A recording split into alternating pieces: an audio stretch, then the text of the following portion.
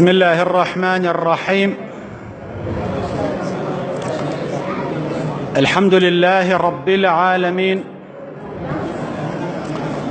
الصلاة والسلام على أشرف المرسلين سيدنا محمد صلى الله عليه وسلم وعلى آله وأصحابه وأمته أجمعين إلى يوم الدين. السلام عليكم ورحمة الله. يا ربي خواهي قورا طاعة عبادتي هم لا يقبلك إن شاء الله. يا ربي خواهي قورا وكوچون آوا لما لكي خويا دانشتوين كوبون توا إن شاء الله دوائل دكين لبهشت على حضور پیغمبر صلى الله عليه وسلم آواكو بينو إن شاء الله. حوار بين عمر وعلي وتويجي كينيوان عمر كري خطاب لقل علي كري أبي طالب رزاي خوایان لێبێت ناونیشانی باسی ئەم شەومانە پشت بەخوا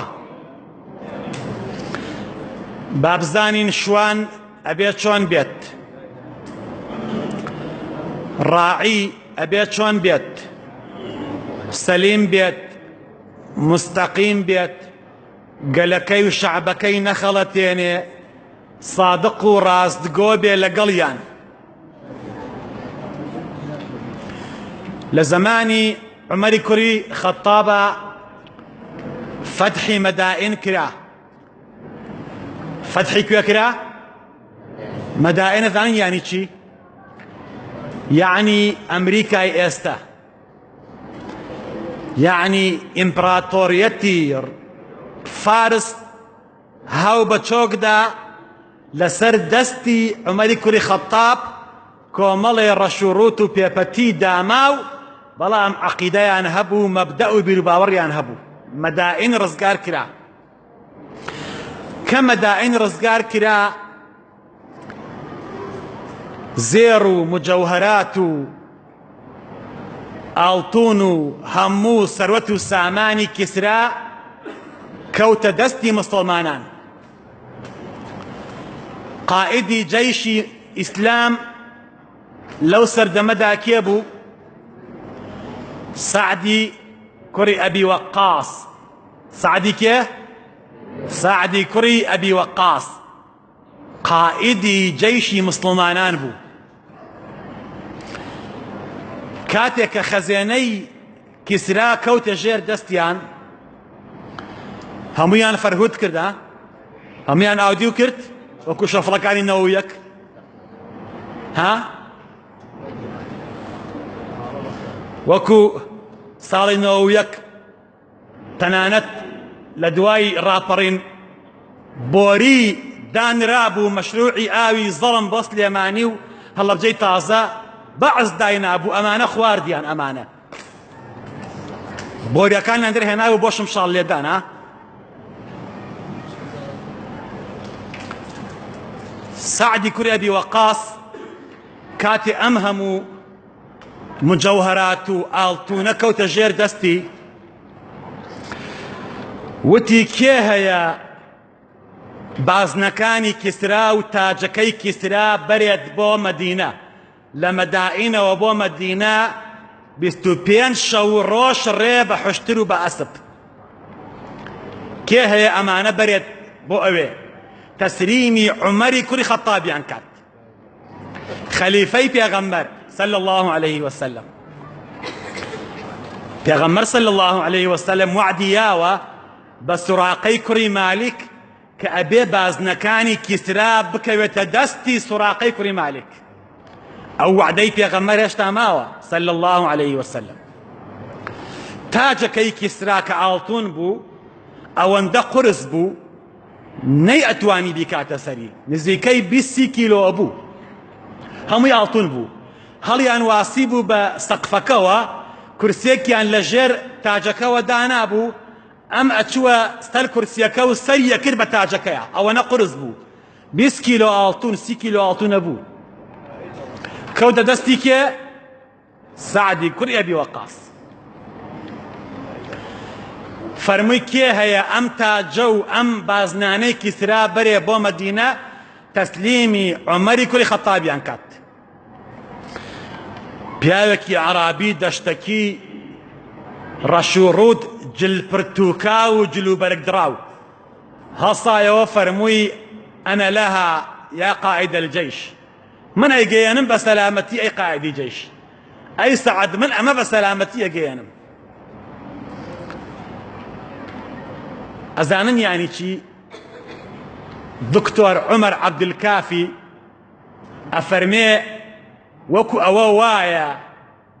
ئەوە وایە ئێستا نەقدی ئیحتیاطی بانقی نیویۆرک تەسلیمی کەسێکەی ئەوەندە پارەکە زۆر بوو.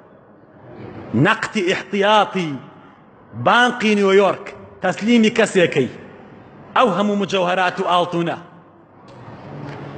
سعدی کوڕی ئەبی وەقاس حشترێکی چاکی بۆ ئامادە کرد تاج و ئاڵتون و بازن و هەمووی بۆ پێچایەوە و بسم الله کرد و کەوتە ڕێ لە مەدائینەوە لە وڵاتی فارسەوە بۆ کوێ؟ بۆ مەدینەی پێغەمبەر صلى الله عليه وسلم. گەیشتە مەدینە چووە مزگەوتەکەی پێغەمبەر صلى الله عليه وسلم دوای 20 بۆ 25 شەو بینی ئەمیری ئیمانداران لەوێیە و عەلی لە خزمەتیایەتی عەلی کوڕی ئەبی طالب کەڕەمە الله وەجهە دانیشتون بارە حشترەکە و ئاڵتونەکان و ئەوەش بە کۆڵی خۆیەوە بوو بازنەکانی کیسرا و هەمووی تەسلیم کرد هەمووی. وتی ئەمە چییە؟ فەرمی ئەمە چییە؟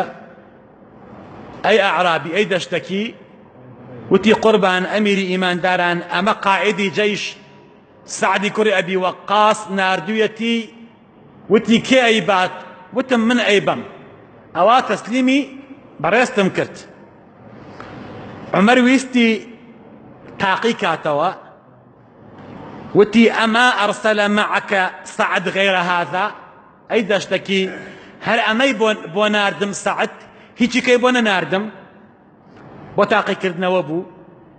کابرای ئەعرابی هەڵستایەوە وتی لو لم أكن أمينا يا أمير المؤمنين لما رأيته ولا أنت ولا غيرك. قسم بخوا ئەگە دەستپاک و ئەمین نەبوو مایە نەسەعد ئەمەی ئەبینی و نەتۆش ئەدبینی و نەغەیری تۆش ئەیبینی کەس نێ ئەبینی. دوای 25 شەو ڕۆژ ئاوا کوتاومە تۆ جوان پێڵێ ئەی ئەمیری ئیمانداران. عومەر زەردەخەنەیەکی کرد و ڕووی کردە عەلی و حیوار بەینە عومەر و عەلی دەست پێیەکە جوان گوێ بگرە.